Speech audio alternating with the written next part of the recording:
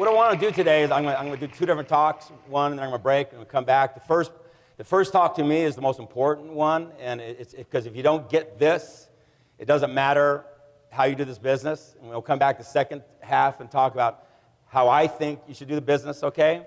But the first part is going to be how I think the person you got to become to do the business right. And you know, I've been real fortunate in this industry. I've been a top distributor in this industry with organizations all over the world and different continents, and I've worked with different companies and different products, and so I know what it feels like to be you. Okay, I was just like everybody else at one time, brand new to this industry, never done anything like this before, in my life.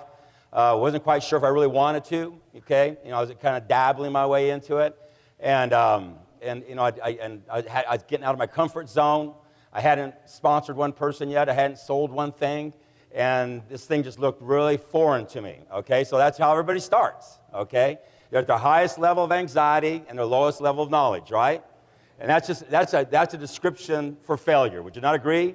You're at your highest level of anxiety and your lowest level of knowledge, okay? And the goal with anybody getting started or anybody that you're working with is to reduce that anxiety, and you do that by increasing their knowledge, okay?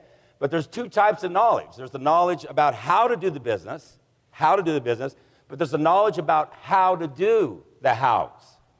And that's what people seem to run away from, and that's where all the success is at.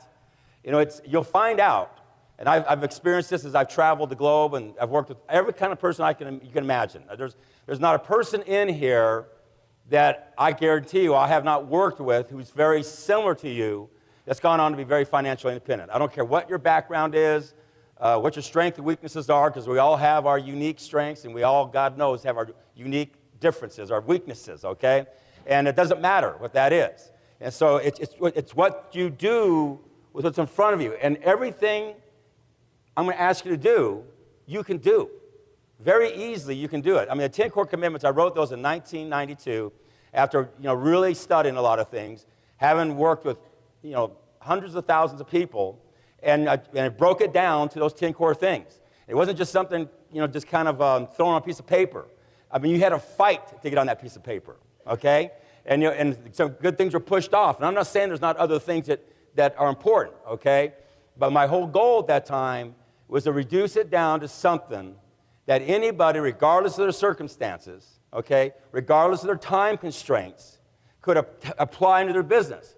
Because most people, when they get started, guess what? They're challenged somewhere else, right? They got other things going on in their life. Whether they're not successful, okay, somebody who's just struggling out there, or a person who's massively successful. They still have their struggles with all the things they're dealing with. And so if you give them something that's overwhelming, they won't get started. And the most important step is that first step, okay, to get somebody started. You'll never get to the 1,000th step if you don't get the first one. And so, the main thing I taught and worked with my people was the 10 core commitments. I can show anybody how to do the 10 core commitments in a half hour, okay? But it's not going to be how that you are, not the hows of 10 core commitments. It's going to be how you do the hows. It's going to determine your success, okay? And so that's, for me, that's everything. It's always so funny because when people get in, they always come looking for the secret. You just tell me how to do this thing and I'll do it. And I just know, no, that's not the case, okay? Unless you start getting your thinking right on the hows, you'll eventually just kind of disappear, okay? I always like to tell this story. I was in Detroit some years ago, and I was sitting in the back of the room, and they had an opportunity meeting, and this one lady got up and told her success story. And she talked about how she'd gone to a flea market. And she was walking along this flea market, and there was a DVD. And she picked up the DVD and dusted it off, and there was a little tag on it, the person's name and number. So she took it home, stuck it in. The person watched the DVD and goes, wow, this is amazing. Called the lady, tell me about this. I want to get in. The person didn't have to sponsor this person, okay? And the person got in and went on to make a six-figure income. And so I went, oh, I'm in trouble now. Because nobody's want to hear anything I got to say. They're just going to say, Jeff, you tell me what booth at the flea market that was in front of, what they were selling, how many feet it was away, right side up, down, how much dirt was on it, and I'll be in every damn flea market in the United States. I'll be all over the place, because they're looking so desperately for how to do it, okay? It won't be the hows, it's how you do the hows. And that's why, the 10 core commandments, one of the most important thing I've always thought, and one of the biggest things I always train my people was to slow down to go fast. We should say, or smell the roses. What I mean by that, when I would sponsor somebody, to me, signing somebody up was just the beginning. The sponsoring to me was the journey that we're about ready to take together. I used to say, if I was working with you, you'd kiss your significant other goodnight at night, and you'd roll over and kiss me goodnight, okay? Because if you were in this, and I always say to people, I will not determine how hard I work with you. You'll determine it. Because I promise to you, I will mirror match your effort and more, okay? And so wherever you're at, I'm there. But what I'm not going to do is keep waking you up, reminding you to go to work. Okay, people always ask me, what kind of people are you looking for? And I go, just give me somebody with an attitude. Okay, I can mold an attitude. Okay, but give me somebody who is lazy, that I got to keep waking up and tell them to do something. That wears me out. I was watching this interview once. It was brilliant. They asked this person, why is your company, when we notice in your company, everybody's so motivated? Everybody's got such a great attitude. What do you guys do here that makes it happen? And he says, I hire people with a good attitude. I went, that's good thinking, instead of trying to change them, okay? Hire people with a good attitude. See, you can't say the wrong thing to the right person. And you can't say the right thing to the wrong person, okay? So you got to understand that. But I'm going to talk about how you can change the percentages in your favor a little bit, okay? So for me, one of the most important things, 10 core commitments, anybody can do them. But for me, the beginning is me getting in a relationship with you. And I used to always ask my people, myself, I wanted to sit down with somebody privately as fast as I could, okay? And just kind of go through the manual, the workbook. But the main thing I always want to find out is, what is it you want out of this business? What is it? Why are you interested in doing this business? Extra money for what? Because a few extra $100 can change your zip code. It can change the car you drive. It can change the school your kids go to. What is your why? And the next thing is, what kind of effort are you willing to put in to achieve that? How much time? How much time are you going to give me to work with me? Okay? And so, how many months? A year? How long are you willing to work to get what you just told me you want? And then how many hours are you willing to put in? So I had somebody say, well, if I could just be putting an extra $1,000 a month into my family, that would be special, okay? I'd go, well, how much time would you be willing to put in to do that? And they'll go, 2 weeks, and that's not a good number, okay? Let me ask you this. The job you got, you've had this job for the last 10 years, when was the last time they gave you a $1,000 raise, okay? Or how long do you have to work until you made an extra $1,000 a year? Okay, would you not say it's fair, the same effort here?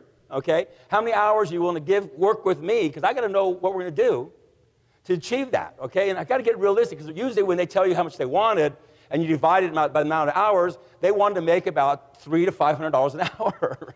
I go, see, you're not making sense. So immediately I'm trying to get on the same page with somebody, okay? Knowing what their expectations are and getting them right up front to understand this is a business.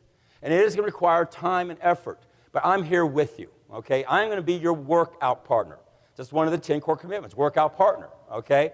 Workout partner can be anybody. It can be somebody not in your upline. It can be somebody in another organization.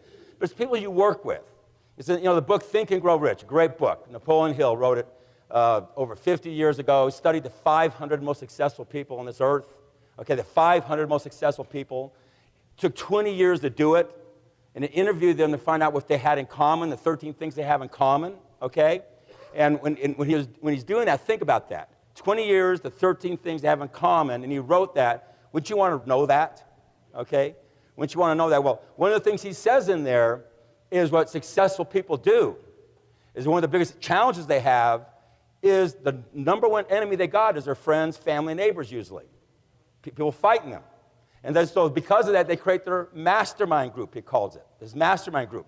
People who are like you, who see it the way you see it. Okay, he calls it inoculating yourself from those negative things. And so that's immediately what we become. We become workout partners, okay? There's an old saying, 2 minds create the third and more powerful mind. See, you can go to some place in a conversation with somebody that you can't go to by yourself. So finding people who are like you, who see it the same way you see it, and you come together, you become actually a bigger person than you are individually. You get that? And so that's what that is. And so, and it's always new for everybody who gets started in business. Because some people get started in the business the day after the person that got them in got started in the business, okay? Well, so you got to understand, they're not ready to have that kind of relationship yet. It's up to the person up in the organization who has some experience, okay? So it's different all the time. There's no one right way or wrong way. Because, again, people always ask me how to do this. I get this all the time. How do you sponsor people in business? Or how do you train people? Or how do you get people started? Or how do you do the game plan? And I go, if there was one answer, don't you think we'd just give it to you? But, I used to do these 1 day and 2 day seminars in this business. My favorite part was I would randomly pick 10 brand new people that I didn't know from the audience, bring them up on the stage, and interview every one of them individually in front of everybody about just basically, who are you? Okay, what was your background? Strengths, weaknesses, just kind of get to know them a little bit because they're all different, okay? And then how were you exposed? How were you approached on this business? How many times did you have to be approached before you made the decision? What was the thing that stopped you from making the decision? What was the thing that made you make the decision, okay? Once you made the decision, how long did it take for you to really get started, okay? Once you made a decision to get started, how many times did you want to quit, okay? How many times did you ask yourself, this ain't not going to work for me type thing, okay? And then what did you do to get trained? And went through that whole thing with them. And it'd take about, maybe 10, 15 minutes every single time for each one of them. And at the end of it, what you saw was there was nothing there that I could just say, this is how you start somebody. This is how you recruit somebody. This is what you do. But you saw there were some general things there, okay? So again, it wasn't the hows, it was how you do the hows. What I mean by that, we all do this kind of same things. And I'm going to get to later on what to do, how I believe you build this business, okay? But until you get the part about this is a relationship business and work with your people, it's not going to matter. So it's, the 10 core commitments are easy for everybody to do. I mean, anybody can approach 2 people a day about the company or the product. Do you not agree? Anybody can do that, okay? Anybody can attend events. That's what we do. We attend events. And we promote into events, like meetings and trainings, okay? Or home presentations, whatever it is. That's an event. So funny, people get involved in this business and all of a sudden they don't want to go to the events. I go, but you go to work every day. That's an event. Okay, it's nothing different here, okay? It's nothing different here. So we build into events and we promote events, okay? Whether it's meetings or trainings. And there's all different levels of them, from the weekly meetings or the home meetings or to the luncheons and breakfasts to the regionals like this or all the way to the corporate events, okay? Those events that we promote around and build around, okay? The events. But the thing is from there, that to me, that is just getting somebody started. But the main thing when I'm sitting down with somebody and I'm getting to know them, okay, the 10 core commitments, anybody can do them. But the thing I want to do, this next part, is what is so important for me to understand, for them to understand. The first thing is you got to know the business you're in. What do I mean by that?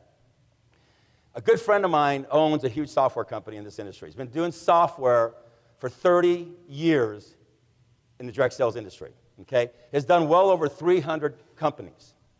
Their software, he does their genealogies, their comp plans, their back offices, all that. So all that linking software, okay, with companies all over the world, okay, all different types of companies. So you have to say he has a huge beta test of people. Would you not agree? 30 years of history. And I asked him, if you went back and queried your data, went and looked at your data, okay, over the 30 years, over the hundreds of companies, for every person who signed up, how many of them ever did another thing? Came back and said 70% of the people never do another thing. Now, these are people that you called them, they saw something, they came to a meeting, they were on a call, they made a decision, they signed something, that's it, they disappeared. So you can't say they knew enough about, there's no way the business did anything wrong to them because they didn't do anything. So the problem was where? Them. Okay? And you got to ask yourself, are you going to let those people frame how you feel about your business, or are you going to frame how you feel about your business? Are you going to let those people frame how you feel about yourself, or are you going to frame how you feel about yourself? Because guess what? They're not going away. And what I always love telling this story, but when I was younger, and I was in my 20s, and I'd left Texas Instruments, where I was an intelligence systems manager for Texas Instruments, a Fortune 100 company, and had huge success right out of college with Texas Instruments. But I went on and built Sun Air of America, a solar manufacturing, marketing, distribution company. Became very successful. But in doing that, my number one competitor was this another company with this lady named Carol Cook. Carol Cook was in her 60s, okay? I was in my 20s. And she was from England. She had that heavy English accent. It was so cool, okay? And she was brilliant. I just watched what she did and to a certain degree just tried to emulate what she was doing in marketing. If she did something, a week later, my company was doing it, okay? I mean, because why not? If somebody spends their whole life learning something, why would I fight it?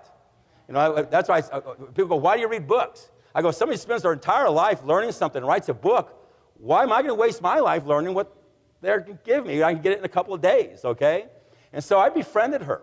My biggest competitor became my best friend.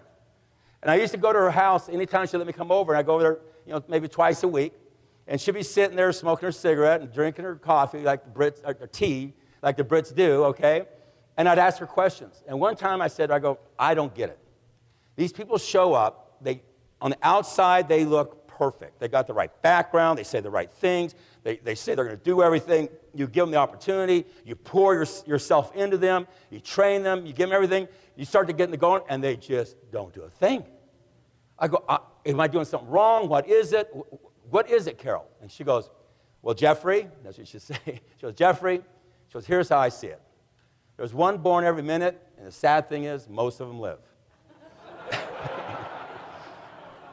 And I went, oh, I get that, okay? You know, what she gave me was the right attitude. Instead of trying to figure them out, just that's what it is. Quit fighting it, okay? It's like what Arthur Schopenhauer, I love to quote him, he was a business philosopher hundreds of years ago. And he was talking about business and successful people in business. And he said all successful people in all business kind of go through three things. First of all, they're usually ridiculed. That's what Napoleon Hill said. 500 most successful people. The number one enemy they have is their friends, family, and neighbors. Those 70%ers will get you. You know what I call them, those 70%ers? Cuckoo. They're cuckoo, cuckoo, cuckoo. They come from Cuckoramaville, and if you listen to them, you'll go cuckoo, okay?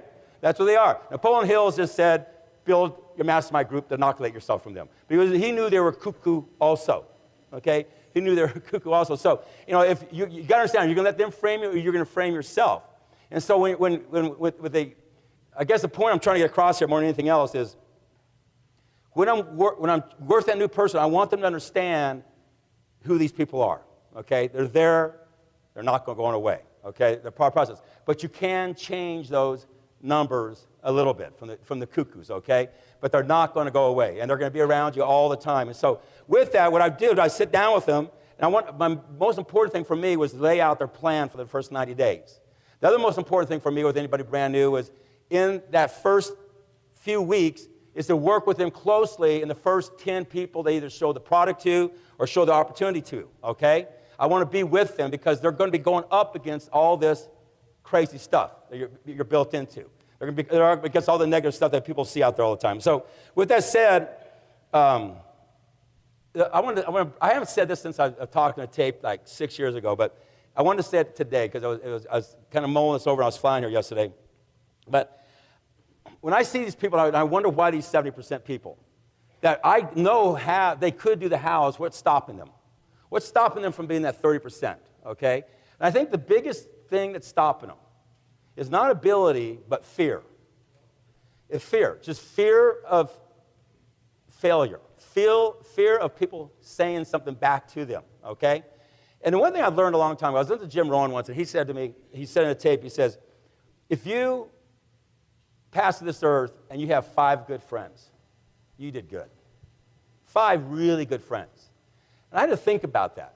5 really good friends, okay? It's amazing to me how we spend our entire life worrying about these people who will never become our really good friends, okay?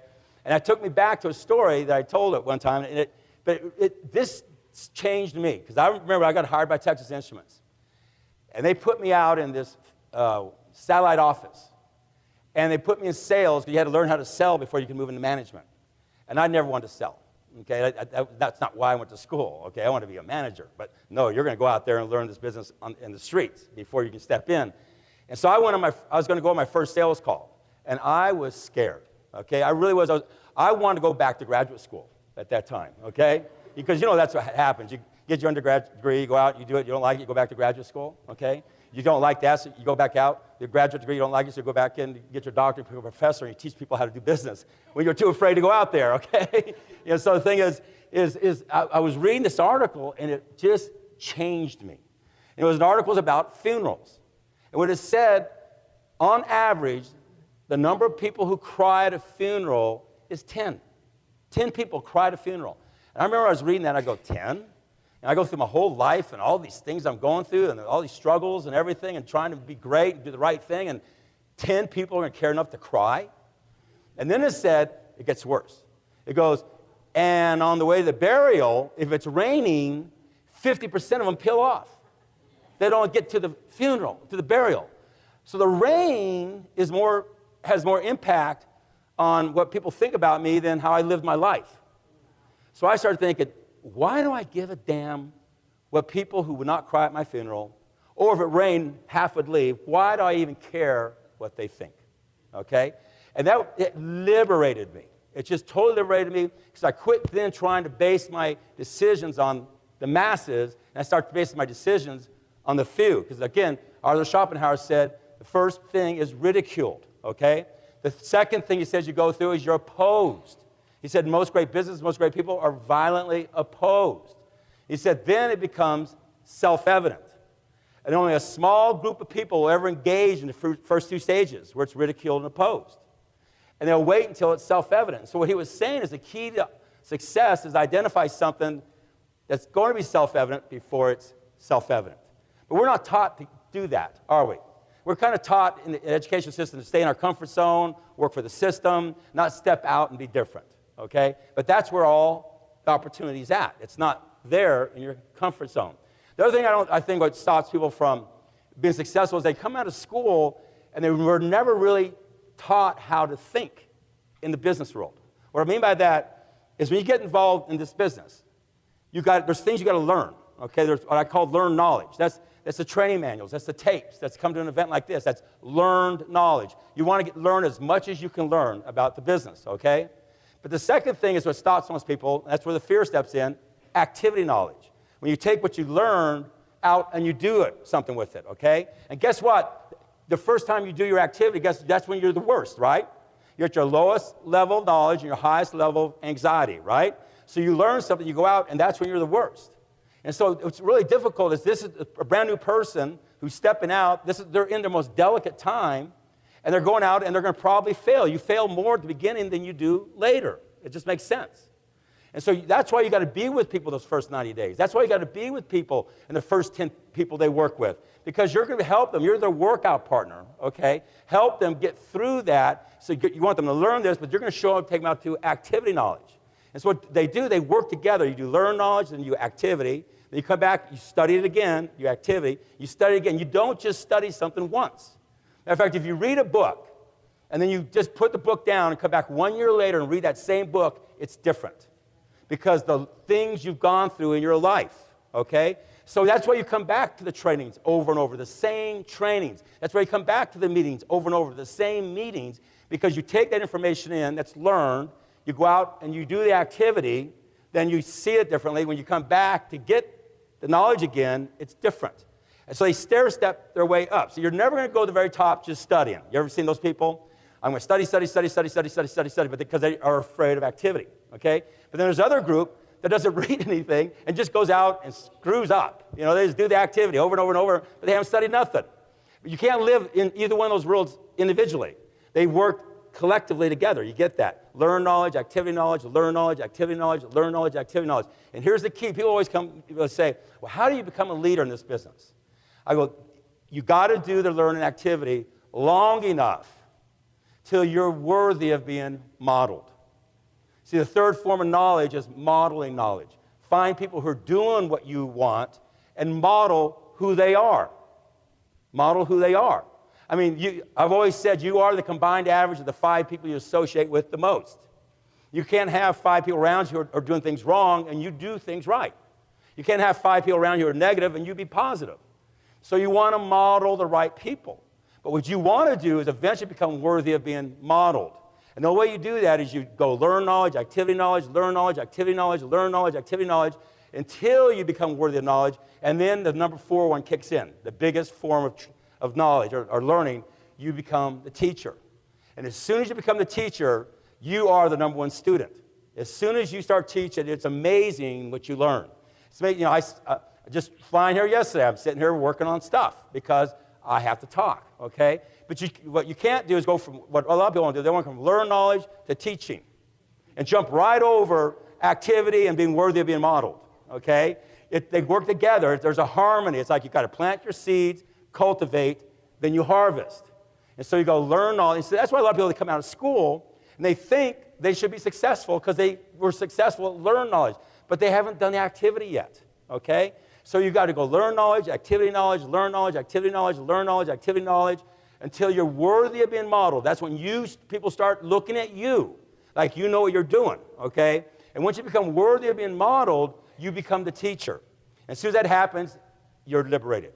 You can have barely anything you want, okay? But there's a process to get through to that, okay? So what I want with all the people, when I'm sitting down with them, I kind of want to get in their understanding is who they got to be. Kind of what do we do to do the hows? I'm going to come back on how to do the hows, okay? But the first thing that they have to do, first one, is they got to show up. I mean, that's why I put in here, be here a year from now, as one of the 10 core commitments. Seems crazy to make that one. But that's what I asked everybody, will you be here for a year with me? Okay, will you be here a year? Because if you'll be with me for a year, I know regardless of where you're at, we can get you started, or at least get you on the way to what you want, okay? But you've got to show up. It's so funny. I love telling the story about my daughter, because it's amazing. My daughter, she graduated top of her high school, and she applied to University of Florida, go Gators, okay, and to go to school. And she went there to go into their business school, which is a very, very, very, very good business school. And we're at the orientation for freshmen, and the dean of students gets up and says there's 6,700 incoming freshmen. And the average GPA is 4.0, straight A's. And the SAT is in the top 10%. These kids are the best of the best.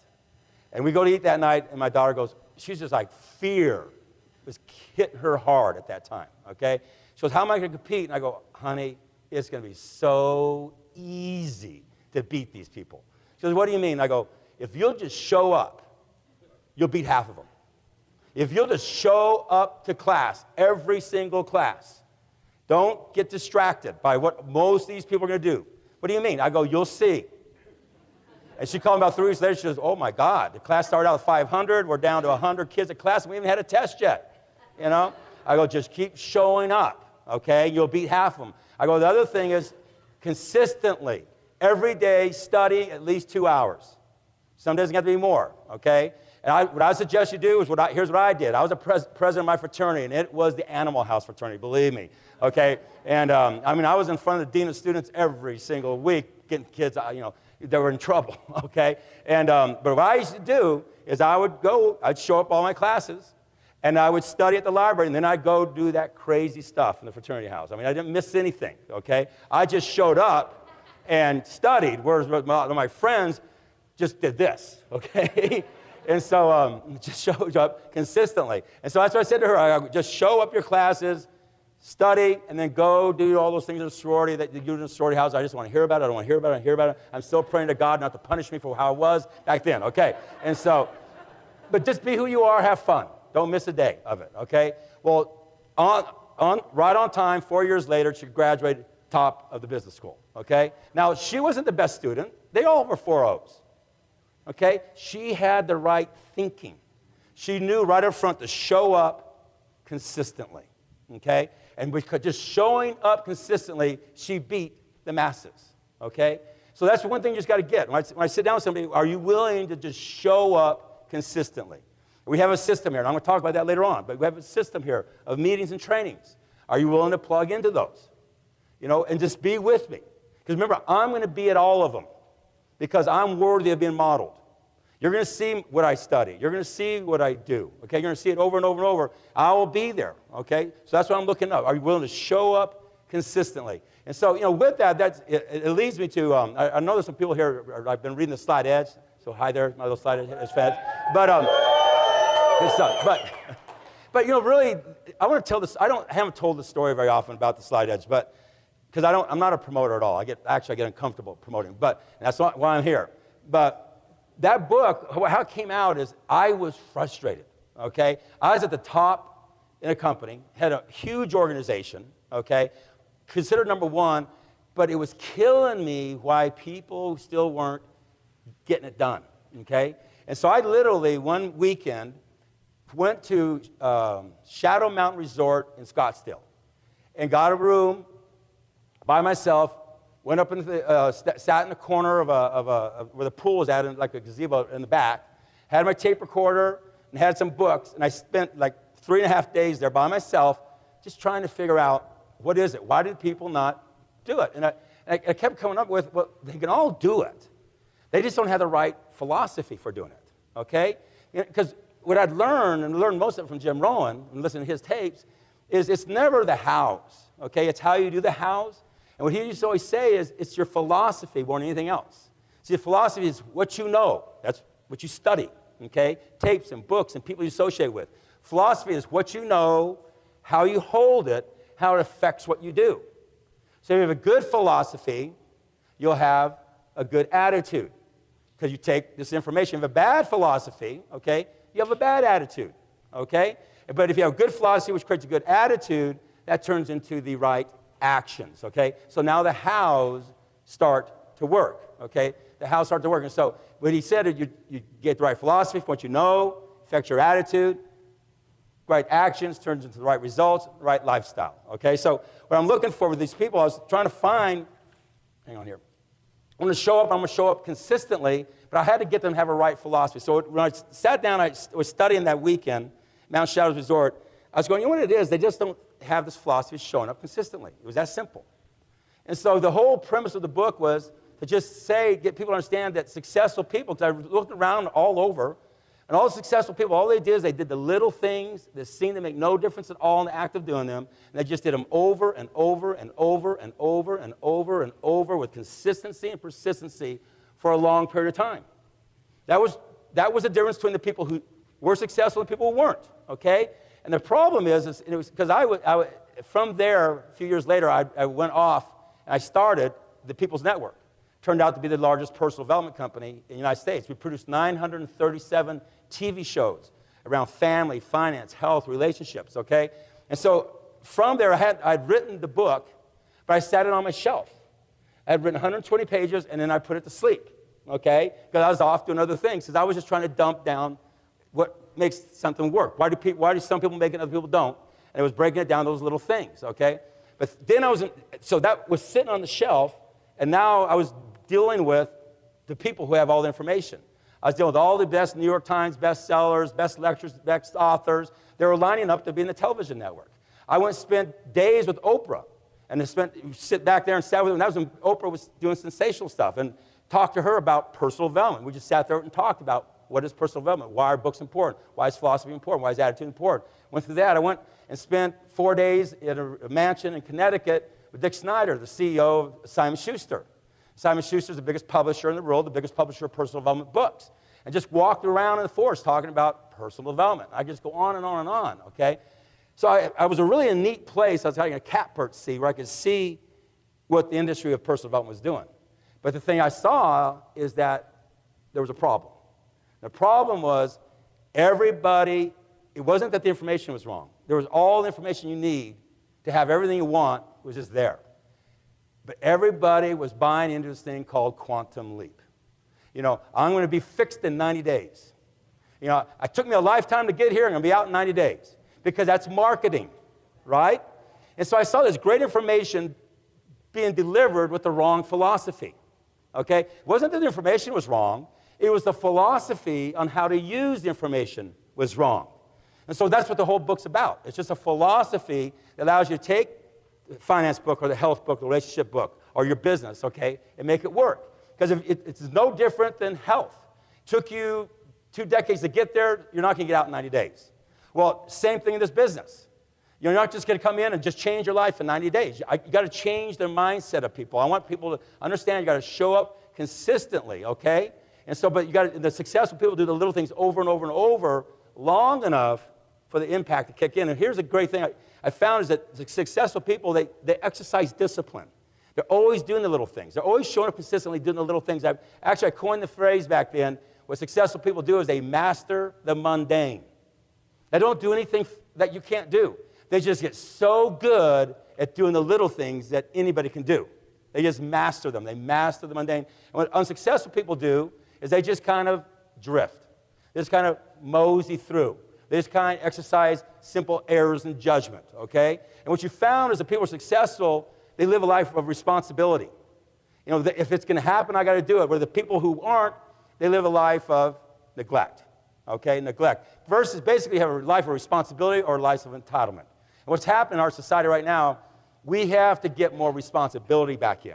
This whole thing of, you know, someone's got to take care of me, it's going to destroy the greatest country we got, okay? We're not going to get out through mandating. We're not going to get out through laws. We're not going to get out through government. And I think it's going to be personal responsibility, okay? So that's what the whole book was, just a way. And so I was sitting in the middle of that, and I finally, towards the end of it, brought the book back off the shelf. I'm embarrassed to say that, okay? And then I just basically puked on paper. I finished it real quick and got rid of it. Because in that period of time, I haven't told the story, but in that period of time, I started talking about the Slight Edge. Because what happened that day when I was out there, when I was in Mountain Shadows Resorts, I had this piece of paper, and I remember the day I drew a line on it like this. And then I started drawing the successful person, the unsuccessful person, and I started drawing, and they started separating, and I started putting with the responsibility, neglect, and I started putting, you know, these people have goals, these people, you know, they're just drifting. And I just started writing all the difference between everything, okay? And I came up with that Slight Edge draft, okay? But then I started talking about it, and people really were liking it. They're coming going, I really like that thing. It works. I've taken it back and applied it. So I finished the book, threw it out to like 200 friends, and walked away. You know, and this is not bragging. It was the neatest thing I've ever been through in my life. I just got rid of it. One phone number, one address. If you want it, get it. I'm tired of talking about the Slight Edge to people. If you want to know about it, go read that crazy little book I wrote, okay? And it just went crazy. Okay? Now, when it first took off, I thought, okay, these are people who know me, and they're going to like it. But then it kept going, and all of a sudden, all these stories started coming in from, you know, universities, graduate school. You had to read it before they started graduate school, to a sports team, a baseball team that was always last in their division. And the coach read it, went to his players and said, I'm looking for some players to buy into this.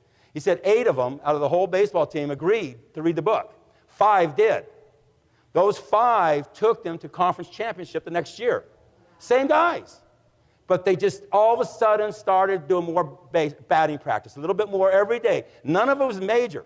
When they did that batting practice that day, it didn't change them. They didn't become a great batter that day. And the other ones that didn't do it, going, I didn't do batting practice. They went to batting practice. We're the same. But one did that little thing over and over and over and over and over and over, and all of a sudden the compound effect kicked in. The other one's going, it doesn't matter.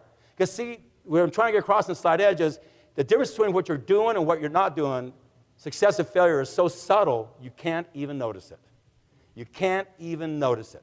And one thing I ask everybody to do, because I'm really big in personal development, obviously, is read 10 pages of a good book a day. Now, why did I pick 10? Why did I pick 20? I was wondering if 10 was too much, quite honestly, okay? Okay, because I'm trying to get just anybody could do it in your busy life. 10 pages of a good book a day. Seems irrelevant, doesn't it? But let's just say you do it 250 days a year and you take 115 days off. So you read for 2 days and you take a day off. So you're only doing 20 pages every 30 days. Okay? Pretty easy, right? That's about 7 pages a day averaged out. Okay, but over a year, that's 10 times 250. That's 2,500 pages. That's about 10 books. And if you read 10 good books, I'm not talking about bad books, okay? It will start changing your philosophy. You'll start changing your philosophy. And you'll start changing your attitude. And all of a sudden, the actions that didn't work before start to work, okay? And that's why, you know, there's little things like that. And see, but when somebody read, and this is why in the Slight Edge, the point I was trying to get across is when you read your 10 pages today, you don't succeed today. And the other person doesn't read their 10, they don't fail today. There's no difference. And there's no difference the next day, and there's no difference the next day, and there's no difference the next day, and there's no difference the next day. But you got to stay, successful people just keep doing it and doing it and doing it, understanding the compounded effect of it, what it does to them over time. Because the neglect is so easy, and there's no difference between you and them. The same thing I can say about your business, 2 exposures a day. You go out and expose the company or the product 2 a day. Do you go to the top that day? Another person doesn't do it. Do they fail that day? There is absolutely no difference between the 2 of you. You can go over 30 days of that, and there's pretty much no difference, okay? But eventually, the compound effect kicks in. And so what it was all about, it was just to try and get a philosophy. When I wrote the book, I didn't say anything about network marketing, but it was totally aimed at direct sales, okay? To get people thinking, because in our business, we are independent contractors. It's not like having to go to a job. Because think about these people who show up consistently, these people, these 70%, the cuckoos out there that don't show up. But guess what? I know they know how to show up because they're all showing up at a job. And I know they know how to show up consistently because they're showing up at their job consistently. I mean, there's kids, the thing about the kids, I know they know how to show up. They were straight A students, top 10% of SAT. They know how to do it, right? But they quit doing it when they had what? Freedom. Right? When they were in structure. And see what happens, you'll get somebody who's been in corporate America, and they're showing up consistently, doing something they hate. They come over here, here's something that can give them freedom, okay? And we know they know how to show up consistently, and they don't show up because they don't have the right philosophy to be an entrepreneur. So their philosophy is they'll do what other people tell them to do, okay? They need structure, like the kids need structure in high school and couldn't make it in college. Straight A's. They got structure, and they'll do a job for 20 years that they hate. But they step out here into this world to be an entrepreneur, and they fail. It's not because they don't know how to do it.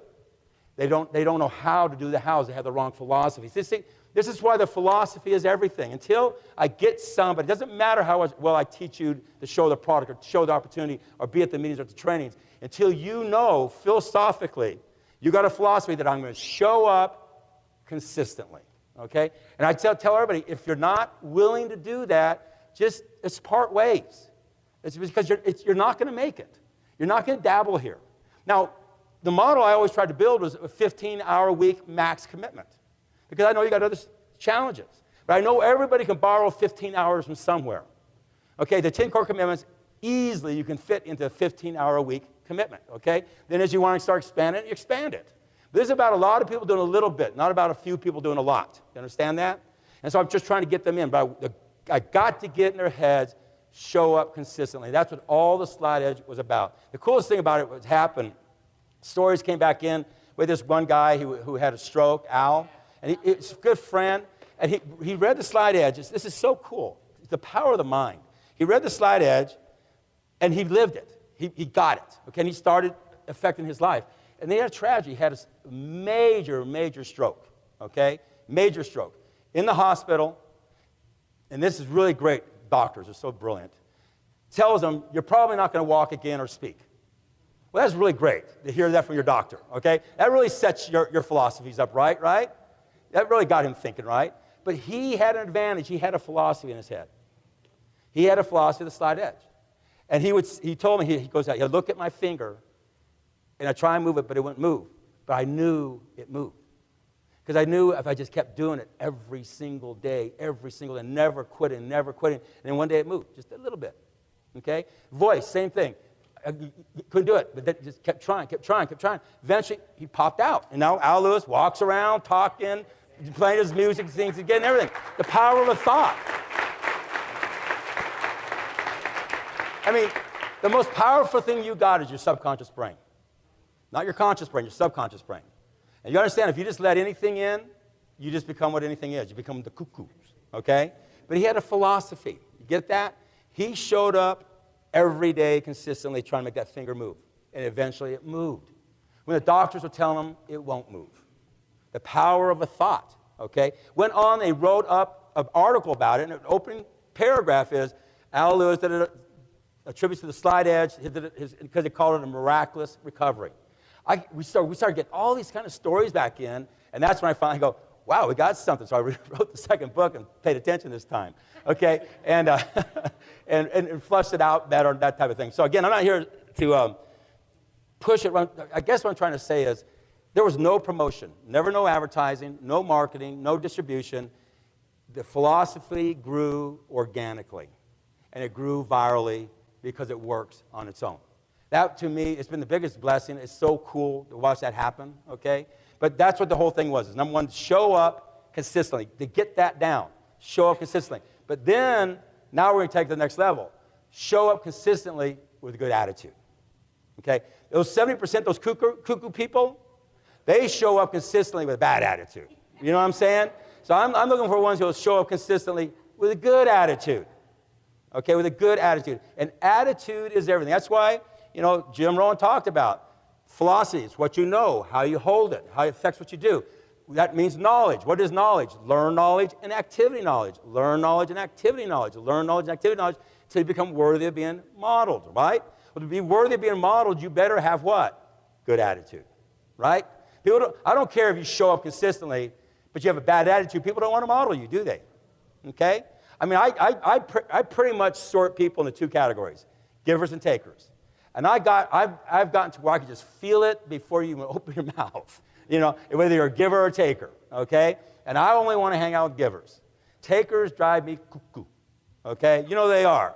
I can sense them. I can be in a room, I can feel them coming in. I can hear them, you know, coming towards me. It's a death march, you know? They stick that invisible vacuum cleaner on your brain, just start sucking you dry, okay? I mean, laws of association, I run from takers, okay, from negative energy. Can't handle it. It drives me crazy, okay? I don't even like to enter the conversations. Yeah, I'm on this morning, I'm getting ready, I'm watching TV, and oh my God, they're on there defending all the people watching the Anthony Casey trial. Say it right? And I'm going, are we crazy people? The cuckoos love that crap, don't they? They just love that. See, the problem in this world, to have a positive attitude, it's hard in a negative world. See, and I'm not trying to be negative here, okay? But remember, 70% don't even show up after they sign in a hat. Remember the kids, everything I'm talking about, okay? It's hard to be positive in pretty much a negative world. What I mean by that, you do not have to seek out negativity. When you wake up, it's in your face. The news media makes sure it's there. Everybody makes sure it's there all the time. When you go to the grocery checkout stand and you look to your left, there's not one damn thing there you need to read. It's crap, crap, crap, crap, crap, crap, crap. Okay? Not one thing you need. But why do they put it there? The number one space in the store. Because they know you're cuckoo. They know everybody out there is cuckoo. And they love crap. And they feed it to them. Right? So you gotta seek out positive. Positive just doesn't show up. You got to seek it out. You got to seek out the positive information. You got to seek out the positive people, the positive environments. You got to seek it out. And it's hard in a negative world, okay? And that's why personal development is an integral part of this business, because you're now a private entrepreneur. You're an independent contractor. You're on your own. You're no longer in school. You're now at college, and you're no longer working for some instructor. You're working for yourself. And you've got to have the right philosophy. You've got to be willing to show up consistently with a good attitude. Attitude comes from your philosophy. Philosophy comes from what you know. What you know comes from learned knowledge and activity knowledge, okay? And you do that long enough till you have a good attitude, right? Then you become worthy of being modeled, okay? So personal development's everything. 10 pages, a good book a day. 15 minutes in your car listening to a good tape. And then go back to that crazy stuff. I don't know who those friend creatures are, or the 911-692. I don't know what a dirty housewife is. I don't know. I don't watch that stuff. I don't. I'm not saying you can't, because I watch cage fighting, so I'm crazy, okay? I love cage fighting. So we all cuckoo somewhere. At least it's real. I mean, that's real, okay? So, but you know, so you got to have your releases. I get that. Don't get me wrong. Don't go overboard with me here. But you have to seek out positive. It's important, okay? Because it forms your attitude. You know, attitude, this is the best story about attitude. I was reading. I love health, and I was reading this health journal, and they went out and they studied the 25 longest living civilizations on Earth. 25 longest living ones, okay? And they went and studied them, and they were all over the earth. They were connected by geographic, race, DNA, anything. There was just no common denominator. And they studied what they do to live, highest percentage of people living over 100 years old. And they broke it down to basically 4 things. And number 1 was bigger than everything else combined. It blew everything else away. Number 1 was they had a positive outlook on life. They had a good attitude. Your attitude, more on how you eat, how you exercise, who birthed you, where you live, your attitude will determine whether you live over 100 more than anything else. So I guess it's going to determine whether you're successful in this business, would you not agree, than anything else. But you just can't have a good attitude. You got to show up consistently with a good attitude. You just can't sit home, I got a good attitude. You can't do that, You got to show up consistently. They call them the tree trunk huggers. They're just love life, but don't do it. I just love everybody. I agree, I love that. But we need to get in the game a little bit, okay? Show up consistently with a good attitude. And so, but you got to see how crazy this world is, because I was sitting some months ago at home, and something hit me, and it blew my mind. In my office, I have the TV on. I have it on real low, and I have it on the news. I want to know what's going on. And if I see something, I bring it up and listen to it, and I take it back down and go work, okay? And this had happened, I'd probably seen this 50 times before it struck me one day. I'm sitting there watching, let me frame this a little bit. Say you went to college to be a journalist, okay? And you did so good, you got hired by the local network, and you became a reporter. And you became such a good local reporter, you became a newscaster. And so you're now a local newscaster, okay? And you do so good, the national ABC, NBC, CBS, or Fox picks you up, and they make you a reporter again. And you do so good, now you become a morning anchor. So you're at the top of the top of the top of the best, right? So you're sitting there on national TV reporting China or Korea or economics or politics or disasters. Well, you're reporting, and everything you're reporting is pretty much in 30 to 45-second sound bites, right? But all of a sudden, out of the blue, whoa, they just stop. We're breaking away. Okay, we got, see a white car. It's in Lower East LA, and it's been eluding officers for now 20 minutes, and they're chasing it. They think that person robbed a grocery store, and for the next 20 minutes, these best of the best have to describe a stupid car chase. Oh, and they're trying to just come up with stuff. Oh, it went under the tree. We can't see it. Oh, it's back out from under the tree. I can see it now. These poor, brilliant people are trying to describe a stupid car chase. And it goes, I timed one other day. 23 minutes they're on it. Okay? Why do they do that? Because they know you're cuckoo. You're cuckoo. You're like that crap at the checkout stand. They're going to give you as much crap as you're going to absorb, because guess what? Their ratings start to soar. Because the cuckoos start calling the cuckoos. There's another chase in Lower East LA. Another chase going on. Oh my God, which channel? I got to watch the chase. Because they feed the negative to you. So if you just sit there and let this rule dictate to you, guess what you become? Cuckoo. They'll make you cuckoo. Look at that example. It's crazy, is it not? Okay, so you got to seek it out. You got to seek it out. If most people in the United States spent this year as much time reading a good book as they did paying attention to Casey Anthony, they would be way ahead. Okay? I'm only bringing her up because I was watching it this morning, and they're making such a big deal, and I was going, what is this all about? Okay? And they're going, why? And it's so funny. They had these intelligent lawyers and media talking about everything, and about, there's nothing wrong with this. Everybody wanting to be attracted to it. They're kind of defending it, okay? So it's obvious the network are putting people up there that defend it. And I was going, BS. The news media, and I'll just say it straight up, no longer is functional. Because they went from reporting the news to creating the news. As soon as something bigger happens than her, she's off. The reason her thing is so big right now is there's nothing good to report. So they're going to make this thing as big as they can make it, because they know we're cuckoo, we need crap, until another crazier things that come across, and they'll go there. They create the news. So you got to get it. If you're going to let those guys who focus on negative, TV is negative, radio is negative, newspapers are negative, magazines are negative, and that way most people are negative. Okay? And that's just the way it is. okay? You're not going to change it. You might change it a little bit, but I'd rather go find the willing than deal with the cuckoos, okay? But if you don't inoculate people, I always talk about inoculation. What's a flu shot? It's a little bit of the flu, right? So that you build an immunity up to it. What I'm doing here is I'm inoculating you from reality. Because if you don't get that, remember the number one reason Arthur Schopenhauer said is ridicule and oppose. That's what those cuckoos are really, really good at. They're the best ridiculers and opposers in the world. That's why Napoleon Hill, when he wrote the book Think and Grow Rich, 500 most successful people said the number one enemy is your friends, family, and neighbors. That's why you have a workout partner. You have your mastermind group to create your group of people who are positive. That's why you got to seek it out, okay? So you got to show up, okay? Got to do that consistently with a good attitude, okay? And that's why personal development is such a big and important part of our business. And so with that, once you're willing to show up consistently with a good attitude, the next thing you got to be willing to do is do it over a period of time. You can't just show up with a good attitude, consistently good attitude for a month, you know? And go, wow, that wore me out, you know? I mean, this is a business. You know, in the franchise world of business, the rule of thumb, has anybody ever done any franchising? Crazy, okay? Franchise business. The rule of thumb is you have to invest 5 times more than you want to make.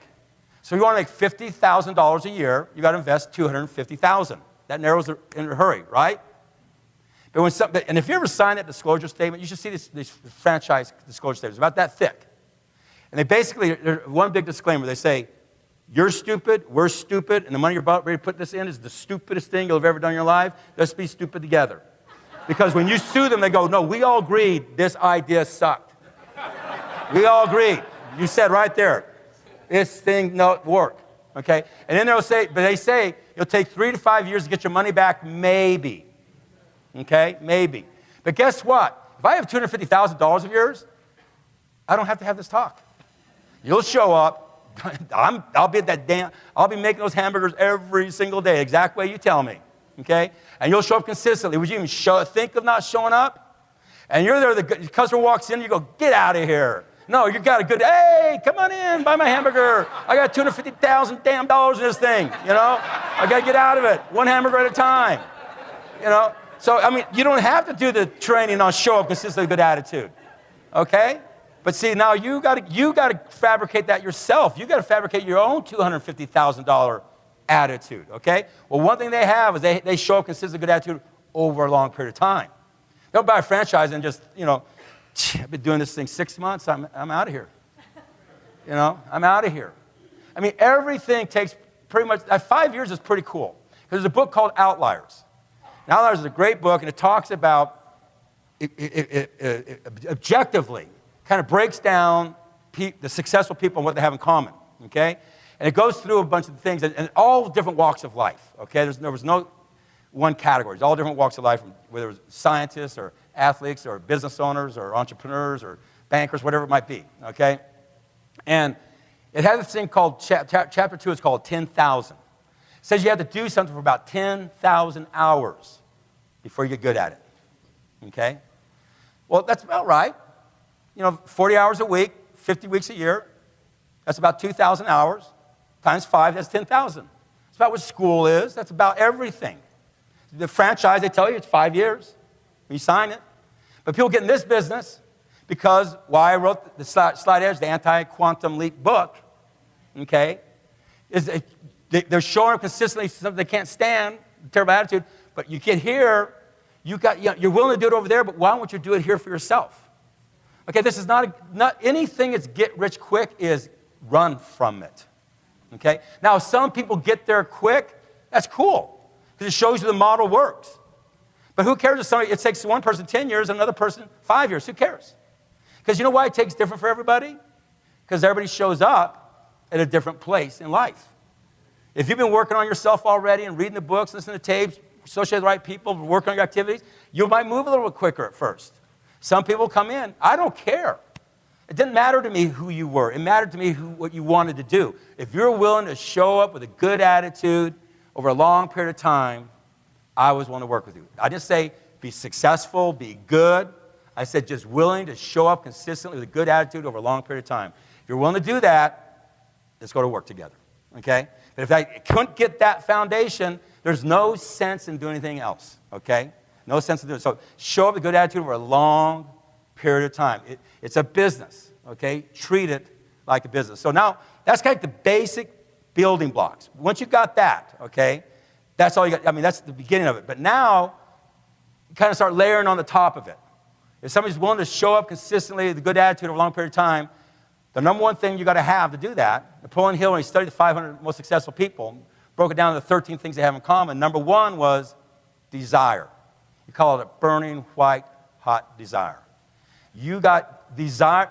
I want people who have desire, who really want to step out, who really get what we're talking about. I didn't say who were good. I didn't say who had talent. I didn't say any of that stuff. I said who wanted it. Desire. Desire is what gets you up early and keeps you up late. Desire is what gets you through things that other people run from. See, successful people do what unsuccessful people are not willing to do. It's that simple, okay? And you understand, you got a whole world out there against you. Okay, so I got to have people who are, learning the right stuff, doing the right stuff, modeling the right stuff, out of their comfort zone. Remember the funeral story? They're not worried about other things. They're not letting the cuckoos get them, okay? But they got to have the desire to work through. There's going to be obstacles. You determine the size of a person by the size of the problems that they can fix. See, if problems frustrate you, then you're in trouble. When you hit problems, you got to go, I'm right where I belong. It's just a shift in your attitude. It's just a shift in your attitude. If you get all frustrated about a problem, then the problem's bigger than you. Okay? So you can determine the size of the check by the size of the problems that you can solve. So you're either a big problem solver or you're a small problem solver. And they frustrate you and you run away, then that's what you're going to be, a smaller check. So desire is what gets you through the obstacles because they're going to be there. Okay? They're for all of us. So you're looking for desire, the person who's willing to fight through things. And the great thing about this business, and this is why I love this business, because I'd come from traditional small business and come from corporate America. And over there what frustrated me, because I did good over there, okay? But every time I did good, it was at other people's expense. I mean, to get promoted, I had to beat out. I mean, it started out with 500 people came out of graduate school, worked up to like the last 5. It was just a war to go up there, okay? In business, to be successful, they had to fail. In this business, what I love about this business is anybody, if they're willing to stay here long enough, can be successful because we don't have the trappings of traditional business. See, traditional business, you don't get successful in a hurry. The cash flow, everything will just swamp you and you're out of business. If you're willing to come here and apply yourself, you have the desire to stick in it and do it, you can't fail because there's not the trappings that fail you, okay? You don't have overhead. You don't have those things. You have a business that will just sit there waiting for you, okay? So you have to have desire. The second one, and Napoleon Hill said number 2 after desire, is faith. What I mean by that, you got to believe in what you're doing. Okay, so you're just going to have those issues. Okay, so you got to show up consistently, good attitude over a long period of time with desire and faith. Belief that this vehicle can get you there. Okay? If you have that, then you got to understand there's going to be a price you got to be willing to pay. Everything you do, anything great has a price to pay. Okay? You just got to understand that's going to be there. But to me, this was a big switch in my mind, and it was many years ago, but when I realized that the price of neglect was far more painful than the price of discipline. That if I was willing to be disciplined and show up consistently, good attitude over a long period of time with desire and faith and go for it, okay, then that, over some period of time, whatever that number is, I'm going to pop out the other side successful. But if I don't do that, then I have to be unsuccessful the rest of my life. You understand? Unsuccessful doesn't go away on its own. Get that? So the price, the willingness to pay the price to be successful is so much easier than the price of neglect. Because the price of neglect is your lifetime. Okay? Paying the price now is a period of time that allows you to live a better lifetime. You understand that? And so what you'll find, in the slide edge I drew that out, is what successful people do, they do the uncomfortable things early in life so they can be comfortable later than life. The people who do the things that are comfortable early in life are the ones who are uncomfortable later in life, okay? So there's going to be a price you have to be willing to pay. But people, this isn't a price. I mean, people ask me, well, okay, how hard do you work? And I go, I don't know. I don't even look at it that way. Because I see our business, here's how I see our business. I work it 7 days a week, 24 hours a day, and I play it 7 days a week, 24 hours a day. It just is. I don't turn it on and turn it off. It just is, okay? Because I'm in the people business. Everywhere I go, there's people who need an opportunity or they need the product, right? That's all I do. So I don't turn it on and turn it off. I just am, okay? So I don't see how that's a price to pay. I think the price to pay to live in that world where we had to turn things and turn off. And I mean, the other day I had to drive somewhere at 8 o'clock in the morning because I was going, how do these people do this? How do they drive in this traffic? Because now you've got all these cuckoo people with a 3,000-pound machine in their hands. So the cuckoos become scary, you know? I'm going, are you kidding me? And these people are doing this twice a day. You know, and they'll do that, but they're not, you give them freedom, like the kids got freedom from high school into college, or the people that have a job will come over here and they won't do it, okay? But they are already paying the price. You understand you're always paying a price. You're already paying a price. It's just a matter of shifting that. It's just a way you got to shift that thinking, okay? There's going to be a price you have to be willing to pay. The last one, okay, I think of the principles. They're kind of like, these are like all slide edge principles. But the last one is my favorite. And in the slide edge, I call it slide edge integrity. And you got to do it with integrity. What do I mean by that? My definition of integrity is what you do when nobody else is watching. It's what you do when nobody else is watching. It's easy to have integrity when people are watching you, right? That's easy.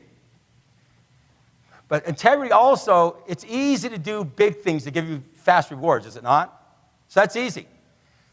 But when you find out who you are is when you do the little things that seem to make no difference at all in the act of doing them, and you do them when nobody else is watching. Those 10 pages are sitting right there, and you know if you don't read them today, you won't fail. You know it. You know it, right? You won't fail. You can just put it off another day. And nobody's watching. And if anybody asks you, say, I read my 10 pages. You didn't say today, you just said I read them, you know? In that moment, you find out who you are. That's when you find out really, really, really, really who you are. And when you have integrity, when you have slide edge integrity, it all changes for you. Because all of a sudden you read the 10 pages, because guess who is watching? The person you should love more than anybody else on this earth, and that's yourself. And when you don't do it, you're hurting the one person you're supposed to love far more than anybody else on this earth. Until you learn to love yourself, you really can't love anybody else. And you really can't. It's the most important thing you'll ever learn to do. And when you don't read the 10 pages, because nobody's watching, not watching, and because you know it really doesn't matter, because it doesn't matter that day, and so you don't do it, you just slap right across the face the person that you love, you should love more than anybody else, and that's yourself. That's when you find out who you are. Those 2 exposures, if you don't do them, you're not going to fail. You're just not going to fail. If you do them, you're not going to succeed. And nobody's watching because you're an independent contractor. You're out there by yourself doing your own thing. But it's in that decision you finally find out who you are. You finally find out really, really, really, really, really, really who are you. Okay? Because I know people who show up consistently with good attitude for a long period of time. They got desire and they got faith and they're willing to pay the price, and then they live out of integrity. You've got to have integrity through that whole thing. So the definition of integrity is doing what you do when nobody else is watching. And when you find out really who you are is when you do the little things that seem to make no difference at all in the act of doing them, and you just do them when nobody else is watching with integrity over and over and over and over and over and over and over and over until the compounded effect kicks in, okay? And when you get that, the world just opens up. It just opens, because now you become very special. You separate yourself from the masses. What I just taught here is what I taught my daughter from the very beginning, all the time. It's just, if you're just willing to show up consistently, have a good attitude, fight through the things. I'm not telling you to be great. I'm not telling you how to do it.